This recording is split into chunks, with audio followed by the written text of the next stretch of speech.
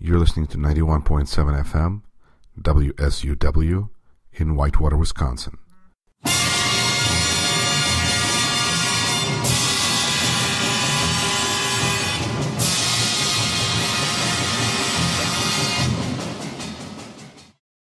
You're listening to Rashkin Report. This is 91.7 FM, WSUW, in Whitewater, Wisconsin. And for once, I am very excited to have a guest on the program that actually hails, that also teaches at Whitewater. And it is Professor Stanislav Vysotsky, Assistant Professor of Sociology and Criminology at our here University of Wisconsin in Whitewater. Stas, welcome to the program. Thank you. Thank you for having me. It's exciting to have a guest that, like I said, that is right here in Whitewater, because it seems like most of the guests on this program have come from all over the world. But you are you're in Milwaukee based, I'm Beloit based, and Whitewater is what brought us together. How did you end up in Whitewater? And considering your area of expertise, how does Whitewater and Wisconsin fit into that? So I ended up at Whitewater, not unlike a lot of people in academia. You sort of go where there are positions. But one of the things that I loved about Whitewater when I came for the interview was that they had not only a position that fit my academic background, so they were specifically looking to hire someone who taught courses in terrorism and violence, but also the department that I'm in, the Sociology and Criminology department, is an incredibly supportive department and has been just a really great place to be, and it's allowed me to thrive in a way that I did not, because I actually came from another position, and it's been great. So that's sort of what brought me to Whitewater. And then in terms of my research, as we'll discuss, I do research on hate groups and their anti-fascist opposition and the conflicts between them. And Wisconsin is kind of an interesting place for that, because if you looked at most formal kinds of assessments of hate group activity in Wisconsin, you would think that Wisconsin was actually a relatively safe place when it comes to that kind of stuff. There's not that many groups, probably a little under a dozen or so groups that the Southern Poverty Law Center registers as hate groups in Wisconsin. We don't seem to have a lot of formal kind of supremacist activity. But one of the distinctions that I make in my research and in talking about this kind of work is that the kinds of formal organizations that are tracked by groups like the Southern Poverty Law Center are only the tip of a larger informal iceberg. And so what Wisconsin does seem to have is a lot of kind of underground activity. And we saw that sort of come to the fore in recent months, where a white supremacist blew up his apartment and died in the explosion in Beaver Dam, Wisconsin. We've seen in the congressional candidacy of Paul Nealon for Paul Ryan's old seat, out and out white supremacists, and certainly there's the history of the Sikh temple shooting by Wade Michael Page and people of that sort. So Wisconsin has a lot of hate group activity. It's just not the kind that's often tracked. So what made you originally interested in this line of work? What made you interested in researching hate groups? I think a lot of people, it falls somewhere between nasty and negativity, and most of us try to steer clear of negativity in our lives. And here you are saying, you know what, I'm going to look at this and look at it under a microscope and really dig into it. And what made you interested in this research? Well, I've had, I'd say, almost a lifelong fascination with this kind of research or this kind of topic. I grew up sort of at my grandfather's knee, listening to his tales of World War II and fighting Nazis, and being the grandson of Holocaust survivors. It was something that always was an issue for me. And then I remember being probably about 9 or 10 years old and seeing a news story about Simon Wiesenthal and the work that Nazi hunters were doing in the 70s and 80s, sort of tracking down people who had served the Nazi regime.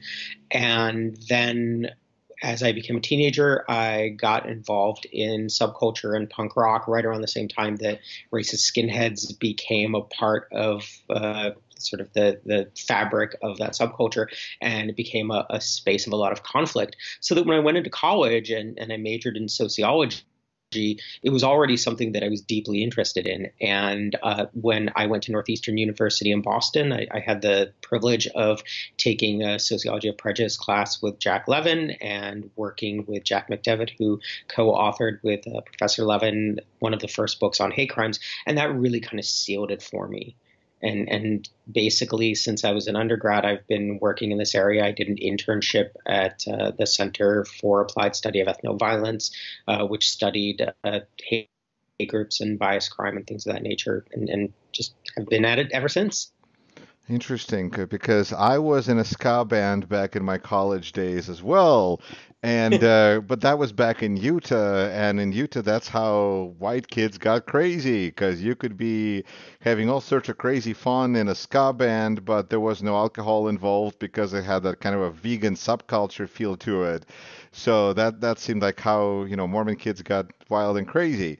But I know that obviously outside of Utah and probably even in Utah, that is, even that genre often had a different undertone altogether.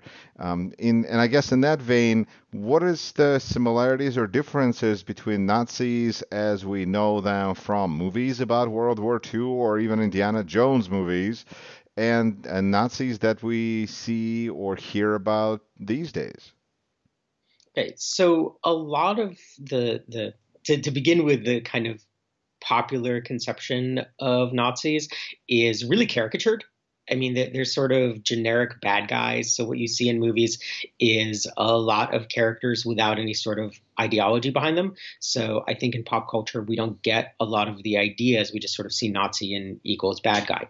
But there are differences between sort of the classical forms of fascism and Nazism that existed in the 30s and 40s and contemporary neo-fascism, neo-Nazism. I usually just refer to it all as supremacist movements because I see them as not just racial supremacists. They're often gender supremacists and religion supremacists and sexual orientation supremacists. So I just call them supremacists. So to just highlight a few of the differences, I'll point out.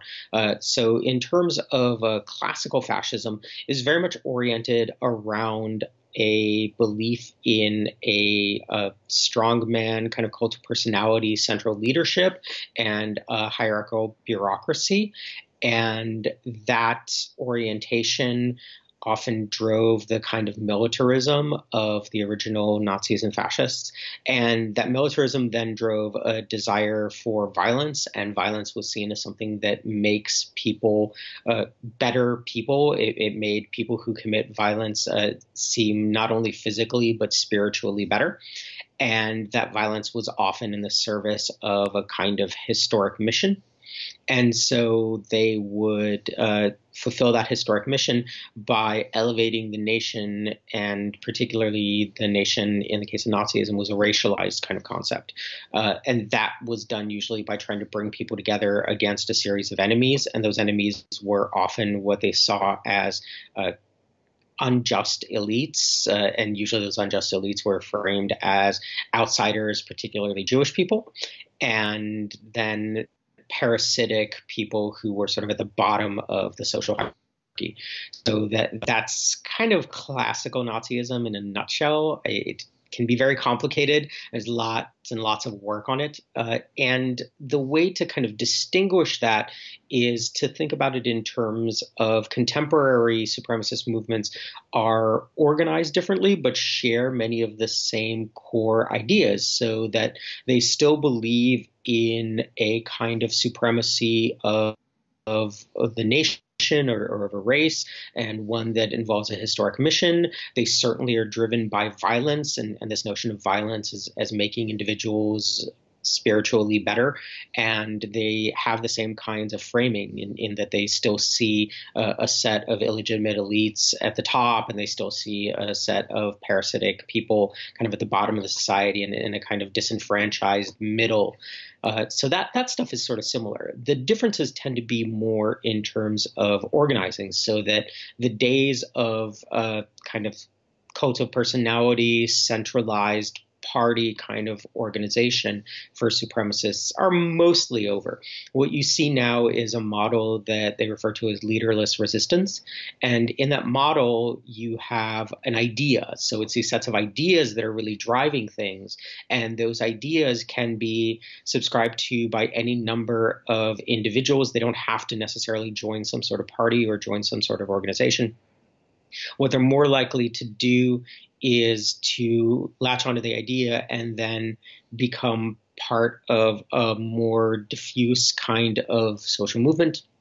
They might become involved in subculture. It's much more subcultural now, so that you see this sort of linked to certain kinds of style and music and things of that nature. And it's something where individuals can move in and out. And that's what inspires a lot of the kind of lone actor actions, these kinds of attacks that might manifest themselves in either bias crimes or sort of mass terrorist attacks like we saw with Dylan Roof in Charleston, that we see with people like Glenn Fraser, actually Glenn Miller, either way, he used a bunch of different names. And in any case, we see these kinds of actions happen because of this kind of leaderless resistance model. So there isn't really one person saying, like, you go do this. There's not sort of this idea of action. Okay. Well, I'm just sitting here writing down questions because I don't want to interrupt, because you're giving a lot of, I think, really valuable information. And thank you for answering my question in such a complete manner. So I will first of all remind our listeners that you're listening to WSUW 91.7 FM, The Edge in Whitewater, Wisconsin. This is Rashkin Report, and I'm your host, Yuri Rashkin. And today my guest is Stanislav Vysotsky, who is Assistant Professor of Sociology and Criminology here at the University of Wisconsin in Whitewater. And his area of research is process of desistance from racist skinhead subculture, as well as the intersections of white supremacist and men's rights language and framing. Framing, of course, is a fascinating concept to begin with, but men's rights, this seems kind of the opposite of the Me Too movement. Is that the Antifa of Me Too? You know? I don't know if I'd characterize it as the Antifa of Me Too. I'd more characterize Me Too as the Antifa of men's rights, maybe. All right. But but the way to think about this is that speaking of these kinds of subcultures, one of the ones that I indicate in some of the work that I've done is something that's developed probably over the last 15, 20 years, which is an online kind of subculture. Uh-huh. And we've seen a lot of so far informal, although people are starting to work on actual formal empirical research on this. But we've had kinds of observations by journalists who've pointed out and commentators who've pointed out that the men's rights and more recently the term incel has been used a lot when we look at both the recent school shooting in Texas, and also the van attack in Toronto. So it's which we should probably remind those of our listeners who may not be aware that incel, I guess, means involuntarily celibate. And this is something that I've, learned meaning of that term fairly recently because of these shootings. But incel is now part of our dictionary vocabulary. Yeah, and it's part of that kind of sphere, what they refer to as the manosphere, this sort of space online of men who feel in one way or another like they haven't achieved things that they are entitled to in one way or another. And rather than blaming larger social structures, rather than blaming themselves, what they do is they sort of turn around and blame women. And this is a set of ideas that really have floated around for quite a while. I mean, you had people like Mark LePain engaging in a mass shooting in Montreal, Canada, basically because he blamed women for him not getting into school. And that was, I want to say, in the 1990s. So these Is ideas have this been around. like is this like I'm trying to figure out how to say this right, I guess. Like almost replacing racism, that the gender wars are almost replacing racism because that I think is almost sounds like it's not as like I don't want to say use trendy, but there it seems like these niche movements, go in waves, and right now, we have more of this gender conflict versus race conflict. Is that accurate, or is all of it is kind of bubbling up? All of it's kind of bubbling up. And one of the things that I want to point out is that the gender, this kind of manosphere, is usually the place where a lot of people start and make their way into the broader kind of supremacist movement. So it's almost like it's one section of a larger basically a larger movement that is built around ideas of supremacy. Because once you begin with certain kinds of assumptions about entitlement, particularly around gender, then it becomes really easy for people to kind of come in and talk about other forms of entitlement and So recruit like in. hating women is a gateway to other supremacy fields. I don't know. Yes. Yes, Interesting. exactly. And that's one of the things that, like I said, a lot of journalists and commentators have sort of picked up on and written pieces about, and we're starting to see empirical evidence that actually indicates that hating women is a way of moving into other movements, such as the white nationalist or white supremacist movement. In that case, do you And feel that Me Too is a response to this, or is this response to Me Too, or does it not really matter? uh, to some extent, I think Me Too developed independently. And Okay. so what we're seeing is an independent phenomenon that's happening in light of the kind of cultural and social context that you have this assertion of masculine or male dominance happening, but then at the same time you also have a feminist movement that's happening at the same time. So in a way, they sort of look like they're polar opposites, right? They look like they're opposing each other, but to some extent, they're not necessarily responding to each other in the same way.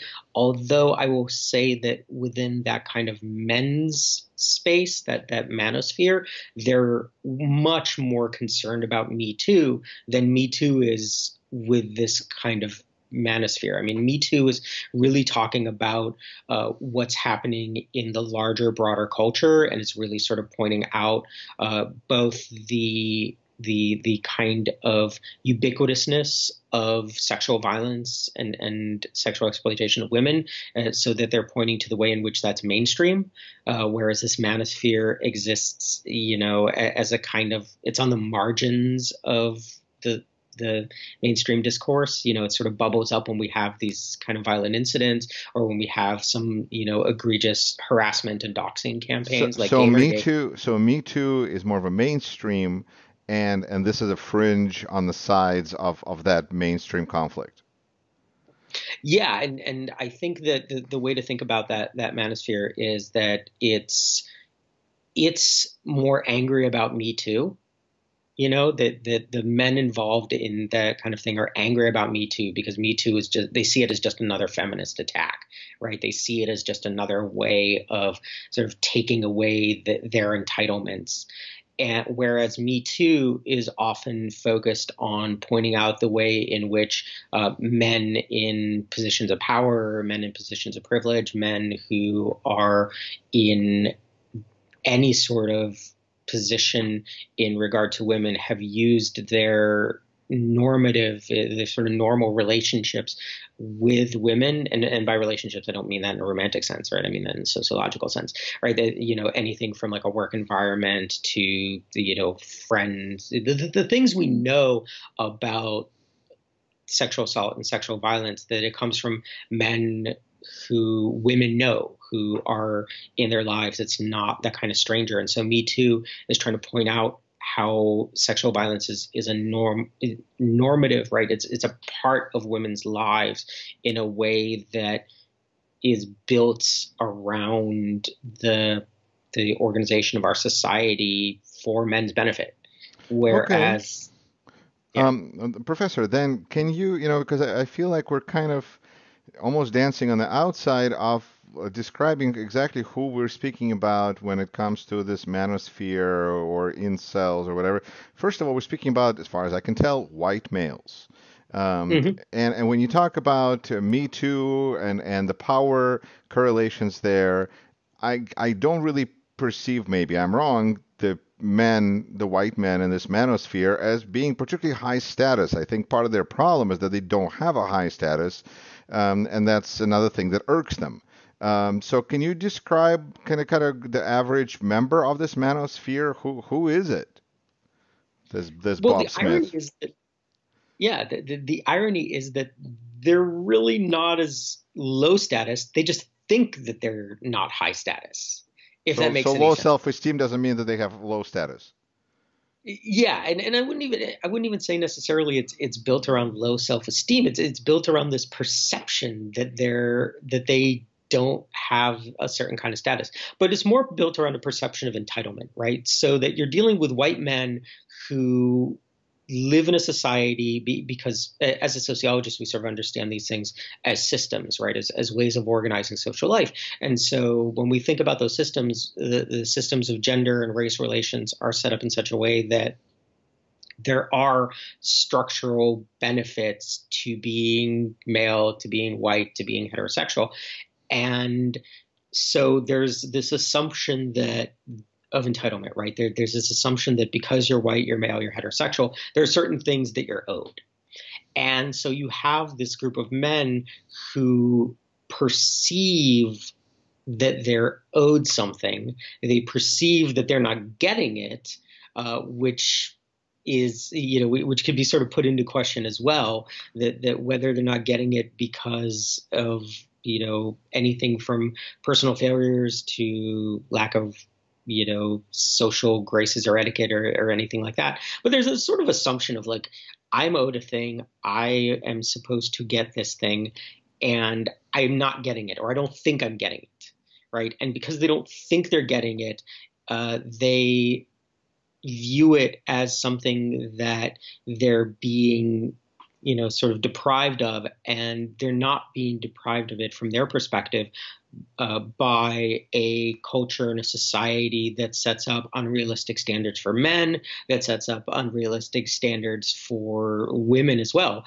that sets up a set of social interactions that are not that benefit certain people at the expense of others, that sets up certain men as being more powerful than others in competition. What they see it as is a culture that's shifting, and those shifts in the culture are the fault of feminists, right? That this is all women's fault. The women are somehow the controllers of the kinds of access to entitlement that they're supposed to have, when in reality, it's an entire kind of complex social order that is, again, really not depriving them of anything.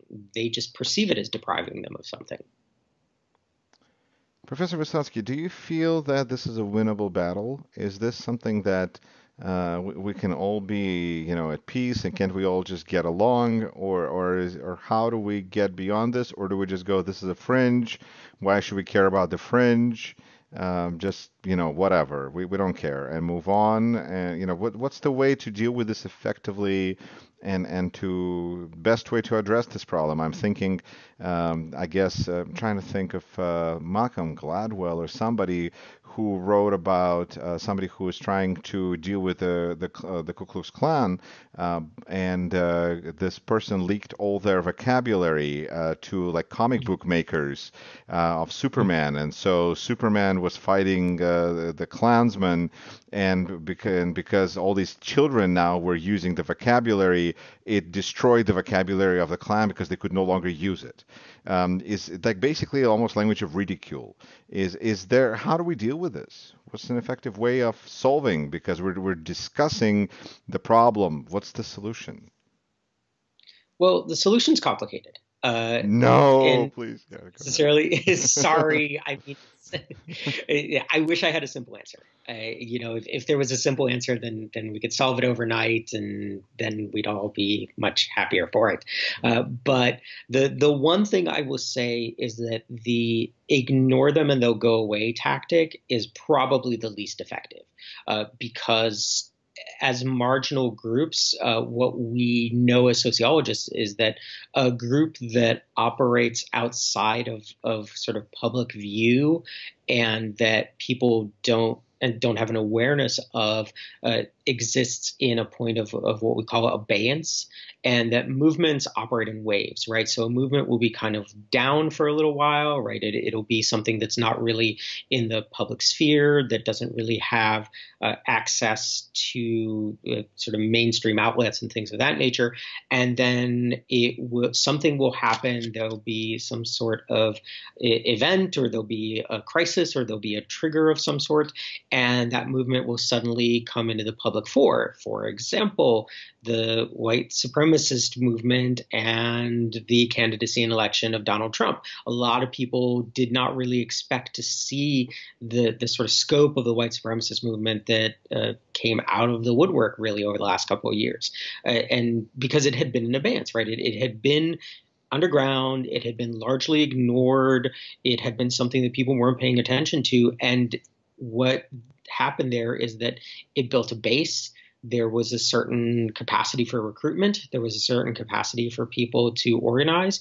And when that kind of moment comes, it's able then to mobilize. So we know that the notion of ignore them and they'll go away is something that really does, to some extent, help empower these movements, because it gives them a kind of space to build without necessarily having to worry about being confronted or being opposed in any way.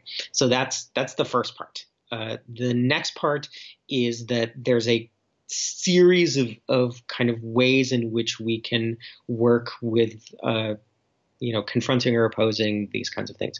One of those ways is partially public ridicule. And that's more effective for galvanizing an opposition than it is for really opposing these movements. Because to some extent, ridiculing them doesn't really do much, because when people are involved in these sorts of things, they're getting a kind of collective identity from one another. And so if people are ridiculing them, they see that ridicule as a challenge, right? They see it as a way of kind of coming together, building a group solidarity, and saying, we're not like them, and screw whoever's ridiculing us.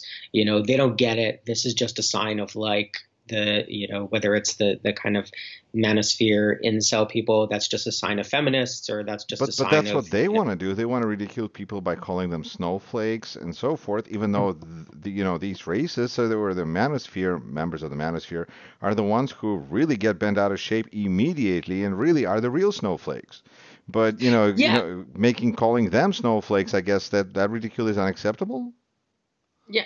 Oh, I'm not saying it's unacceptable. I'm Not simply effective. saying it doesn't really work. It doesn't really do much to stop them from organizing. It's not really going to change anybody's mind. It does make us feel better, you know, and there's a value to that, right? There's a value to having, an opposition movement feel good about itself. Right. And I think so their ridicule is really good. So it's an outward, like ridicule is a really good outward facing strategy. So, if there was going to be like a supremacist march in a town and, you wanted to ridicule them, that's really good because that creates really good kind of oppositional propaganda, right? I mean, I still see people passing around images from 20 years ago when a group of protesters, I want to say in like Kentucky, I think it was Louisville, dressed up as clowns and made fun of a white supremacist march. So that's good, right? Like it passes things around, it makes people feel really good.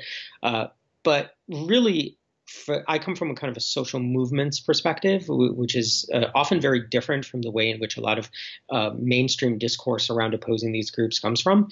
And for me, from a social movements perspective, it's about thinking of like, how do you keep a social movement from mobilizing? How do you keep it from sort of getting out there and achieving its goals? And so the way to do that really is to make sure that the social movement is unable to actually mobilize, so that a lot of times really opposition that will keep them from being able to, if they're planning a march, stopping them from actually marching. If they're having a rally somewhere in Sacramento in 2016, counter protesters showed up before a white supremacist rally, and they mobilized on the steps of the state capitol in California so that the supremacists couldn't have their rally. Right. So these are ways of sort of demobilizing. And then there is a second idea of increasing the cost of participation. So, there are benefits and there are costs to participating in a movement, right? So for a lot of people involved in these kinds of things, the benefits are that you get status. You get, if we're thinking about, again, like that manosphere, right, is people who perceive that they don't have status. Well, you go online and you get all these people who suddenly like you and who suddenly see you as important, and suddenly you feel special. And the same is true for supremacists. It's that you go and you join this thing, and suddenly you have a group of friends, and suddenly you have people who think that you're important, and you have, you become like a big fish in a small pond, and that's really great, right? It serves these kinds of purposes. So that's the benefits. Now, there are also costs, right? We know, again, through sociological research, that people who do identify as supremacists often try to kind of publicly minimize their identification, because out in the general public, to be an open kind of white supremacist is perceived as a negative thing, right? There's a stigma around that. So they do things to kind of try to minimize that stigma, right? They in their own little world, they'll play it up, but then in the general public, they'll try to play it down. And so one of the strategies that people use is to make it impossible to do that in the wider world, right? So you do these kinds of public shaming and public stigma campaigns, and that increases the cost of participation, because then you have to think about, well, what's going to happen when I have to go out into the world and my coworkers all know that I'm a bigot of some sort or another. And so that helps to that also helps the demobilization aspect of things.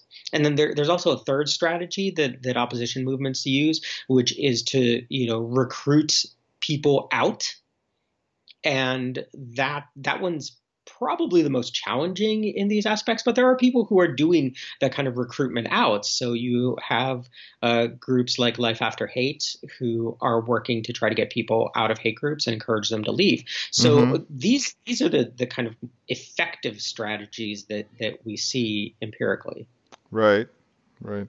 Let me ask you this. Do you feel that, well, have you had students that have come to you to speak about either experience that they've had, or them being recruited, or kind of among student population? Do you see these trends and this wave making an inroad? So it's one of those things where I haven't had too many students, and that might be self-selection. You get a certain kind of student based on the topics that I teach, and certainly based on the way I teach them, that they're not necessarily going to be a part of this. I've had more students who have had friends who've had people in their lives who've become involved in these sorts of things, and they tell stories. So I teach a course called the Sociology of Hate, and I've had students, we have a panel where I ask students to volunteer at the end of the semester to talk about their experiences. And certainly in the past, I've had students volunteer and talk about having friends who've become involved in supremacist movements. I've had students talk about growing up in communities that are dominated by these movements. I had one student talk about growing up in a town where there's an annual Klan march, where there was a large faction of Aryan nations and things of that nature. So it's something that we often don't think about it as being fairly commonplace, but it's actually much more common than we would think. But when it comes to students, you tend to, at least in my case, I tend not to get the ones who have been involved in these sorts of things, and certainly not in any sort of like current capacity. Okay. Do you feel that this wave is right now on decline or on the rise? Is this connected with Donald Trump being president? Is this other forces that are preceding it? How long do these waves last? Because it seems like it's a cycle. I guess maybe I'm wrong. Oh, it's definitely a cycle, and researchers and social movements talk about it as being cycles or, like I said, waves, right? Where it sort of comes up and then comes down, and we have these cycles where it's sort of like it's really public and it's out there. And then one of two things happens, basically. You either get what you set out to achieve, right? And then you sort of demobilize because you got what you achieved, or you don't get what you achieve and your movement falls apart a little bit because people are like, well, we seem to have failed.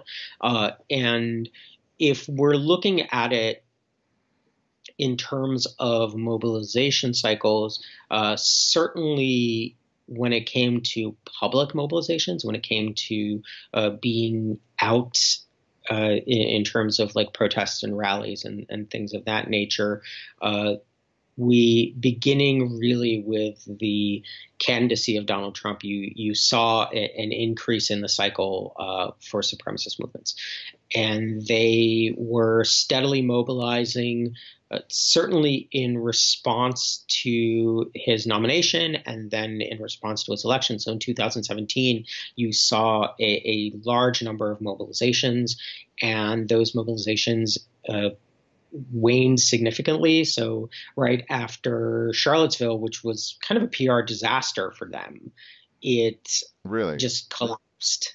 And so now they've kind of, they've sort of gone back underground, and they've gone back into kind of again, what I mentioned earlier, the abeyance structures, these kinds of spaces that are outside of the mainstream view. And they're rebuilding, they're thinking about how to kind of move forward. They're trying to figure out what to do next. And it helps that there was such massive public opposition to them. So it was this sort of 1-2 punch of Charlottesville, and then followed by, of course, the Boston rally where there were 40,000 people in opposition to, like maybe 100 supremacists. So it's waned, and it really is just a matter of something else that's going to stoke the mobilization. And one of the things that we might be seeing is that for a trigger point, if things go the way that people are predicting at this point, it's hard to believe people's predictions when it comes to elections, given what happened in 2016. But if there's going to be a blue wave in November, you might see a renewed kind of mobilization starting in 2019 with people mobilizing again, sort of under the guise of supporting the Trump agenda and supporting the Trump presidency, because the mobilizations in 2017 were also about supporting Donald Trump. So the better things may look in the mainstream, the more active the fringe gets, because they are a response. Sometimes, okay. And we see that. Well, it depends. We saw that with Barack Obama. But as a kind of a general trend, because it is a response to something else that goes on in society and at large. Exactly. So to give you kind of two kind of dissimilar examples, when Barack Obama was elected president, you saw a massive kind of mobilization and interest in the supremacist movement, so big that Stormfront.org, the largest white supremacist website, crashed because it couldn't handle the capacity of users on election night. And then you saw Southern Poverty Law Center tracked an increase of hate groups, and they had record numbers of hate groups by 2010. And then again with Donald Trump, so you would think with Donald Trump that, maybe you'd see a demobilization because you feel like they're maybe getting what they want. But with Donald Trump, what it demonstrated was that there was a climate for their ideas. And so either kind of scenario, right, where when their opposition seems to win, such as in the election of Barack Obama, they mobilize because they feel like they're under attack. Or when people who are kind of, when it looks like their ideas are getting more mainstream traction, they'll mobilize again because they feel like they can bring people in. So that people that are there will be mobilized regardless and will want to mobilize regardless. But what I'm also hearing in what you're saying is that when you have an African American or black man in power, then more of the racism issue comes up. And when you have a woman running for president and followed by Me Too movement, you have more gender people who are upset about gender issues that are mobilizing. So in a way, we can still blame Hillary Clinton for everything. uh, there Joking. is that, but it is what you begin to see is, and you did see that certainly, that there is a lot of misogyny in the kind of right wing opposition to Hillary Clinton, but that misogyny is there's sort of a broad swath of misogynists in our society, So right? then, So if Bernie Sanders, therefore, let's say, becomes the nominee in 2020, we can expect a wave of anti-Semitism. yes, I would absolutely say yes. That Okay. there will be a wave of anti-Semitism. That there will be, both overt and more covert forms of anti-Semitism in response to Bernie Sanders, and largely because we already saw aspects of that in response to even Hillary Clinton. There was the infamous Donald Trump tweet where he tweeted out a white supremacist image that involved Hillary Clinton being associated with a Star of David, which he tried to excuse by saying it was a sheriff's star. And the use of terms like globalists, the use of a number of anti-Semitic sort of themes and tropes and memes within the kind of politics of the Trump campaign. So these are things that are already existing, and so having someone like Bernie Sanders who is already Jewish will simply amplify that. Right. I'll remind listeners that you're listening to WSUW 91.7 FM, The Edge in Whitewater, Wisconsin. This is Rashkin Report, and I'm your host, Yuri Rashkin. And my guest today is Assistant Professor of Sociology and Criminology at the University of Wisconsin, right here in Whitewater, Dr. Stanislav Vysotsky. And he's an Assistant Professor of, well, as I just mentioned, Sociology and Criminology. Professor, the area that this program usually centers on has to do with Russia in some way. And the experience, that I've observed through media between the relationship between, let's say, Kremlin and the nationalist groups in Russia is that they're kind of puppets of the state in the sense that they're kind of brown shirts. They're there to cause some fear and havoc and to beat up on people that the police may not want to mess with necessarily, but these Cossacks or whatever, different forms of supremacists really attack. Not to mention that Kremlin has been hosting extremists and nationalists from all sorts of, from all over the world in Russia, while they say that they're strongly anti-fascist, and even their rhetoric of fighting the war in Ukraine has to be, how Russia is anti-fascist and Ukrainians are fascists, but Russia is actually growing and fostering the homegrown fascists. Not to mention that they are busy sponsoring all sorts of extremists all over the world. So, in your research, do you see any of that Russian trace in the sense that either money or influence through propaganda or anything like that? Yeah, Russia has really, probably for the last decade, been the model for the supremacist movement in the U.S. Like they've looked to Russia. I certainly remember probably about 10, 12 years ago, the the sort of the supremacist movement, certainly the racist skinheads in Russia, had become so violent that they were murdering people virtually daily in bias crimes or political attacks. And for supremacists in the United States, that's something that they aspire to. They would love a climate where they could go out and engage in violence with impunity. So it's that model. But then you also see people like Alexander Dugin, who is a huge ideological influence on the contemporary movement. You have a direct tie between him and Richard Spencer through Richard Spencer's wife, who is a major Translator, connection. right? Yeah, she's a major connection to Russian fascists, and so we have these kinds of direct connections where they are clearly operating in we have a global world, and we have a global world of fascism. And Russia, in many ways, has become a center for the burgeoning fascist movement in this global world. So it's a space where ideas are germinating. It's a space where movements can be modeled from. It's a space where obviously we're seeing certainly financial ties to major parties in Europe.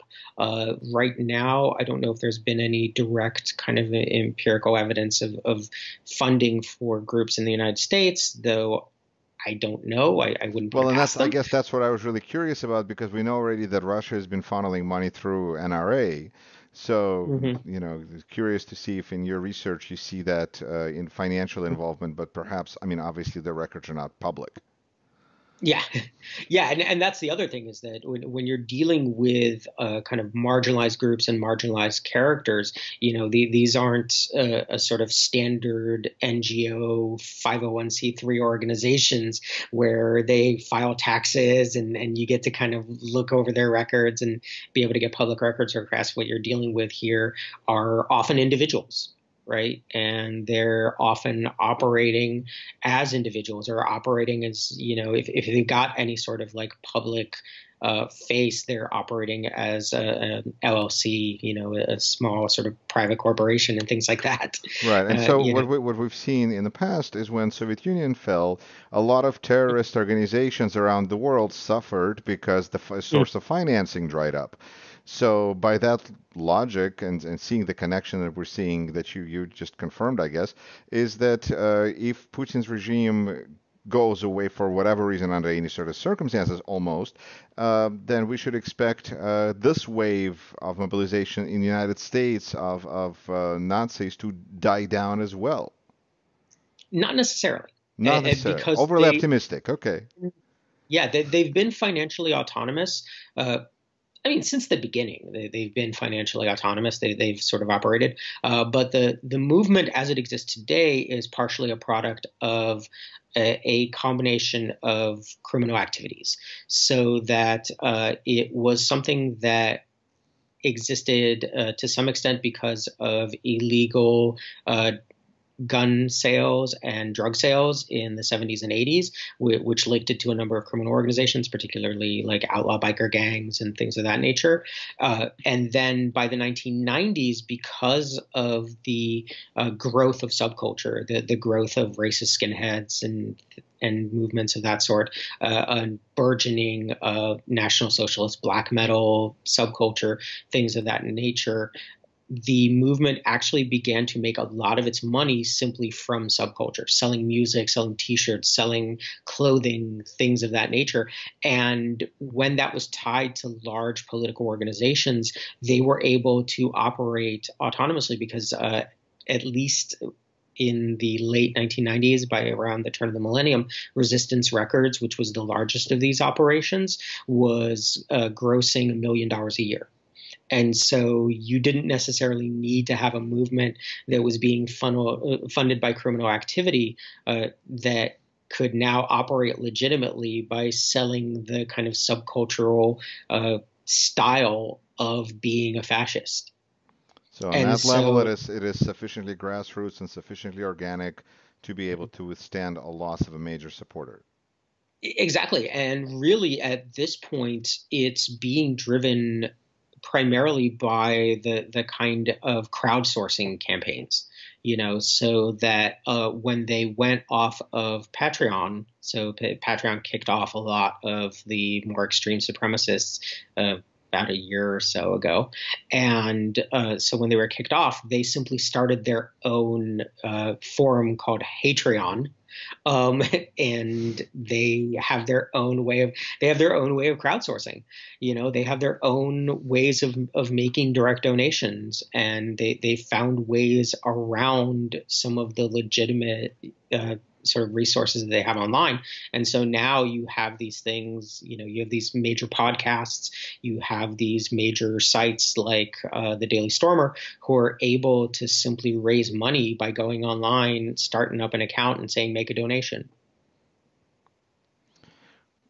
Well, then I guess to wrap this up, there's definitely a lot to think about that you've given me and I'm sure all the listeners. Professor, what do you feel? My experience is that whoever the story is about, nobody else might read it, but the people involved in the story will definitely read the story. So if this is a conversation about the manosphere and this culture of entitlement, we can rest assured that if nobody else listens to this, it's going to be somebody from that culture that is going to say, aha, they're talking about us. What are they saying? What would you say? What would you want to say to those people, using the term loosely? I would say to start thinking about the ways in which you feel deprived as being something more than the kind of narrative you've gotten. Begin to think about things as being organized in a certain way. Think about the world as being more than simply a series of like plots and schemes, and to think about the way in which power really operates. That the best way to sort of understand the world is to look beyond the simple narrative. Professor Vysotsky, thank you so much for being on Rashkin Report, and good luck to you in your work. Thank you for having me. Thank you.